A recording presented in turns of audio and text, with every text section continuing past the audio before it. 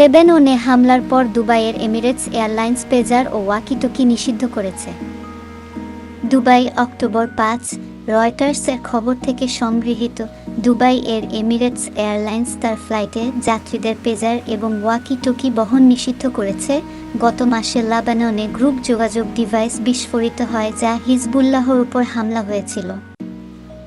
শুক্রবার তাদের ওয়েবসাইটে একটি বিবৃতিতে এয়ারলাইনটি বলেছে, দুবাই থেকে বা দুবাই হয়ে ভ্রমণকারী সমস্ত যাত্রীদের চেক করা বা কেবিন ব্যাগেজে পেজার এবং ওয়াকিটকি পরিবহন করা নিষিদ্ধ।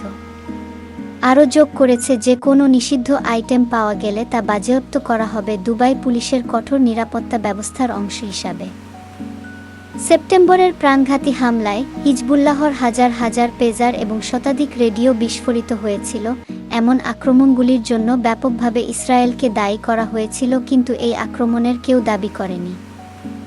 মধ্যপ্রাচ্যের বৃহত্তম এয়ারলাইনটি ঘোষণা করেছে যে ইরাক এবং ইরানের ফ্লাইটগুলি মঙ্গলবার পর্যন্ত স্থগিত থাকবে, যখন জর্ডানে পরিষেবা রবিবার আবার চালু হবে। বৈরুতের বিমানবন্দরের কাছে হামলা সহ ইরান সমর্থিত হিজবুল্লাহর বিরুদ্ধে ইসরায়েলি হামলার ক্রমবর্ধমান কারণে লেবাননের ফ্লাইট ১৫ অক্টোবর পর্যন্ত স্থগিত থাকবে। আরও বেশ কয়েকটি এয়ারলাইন্স উচ্চতর উত্তেজনার মধ্যে বৈরুত এবং অন্যান্য আঞ্চলিক বিমানবন্দরগুলিতে ফ্লাইট স্থগিত করেছে।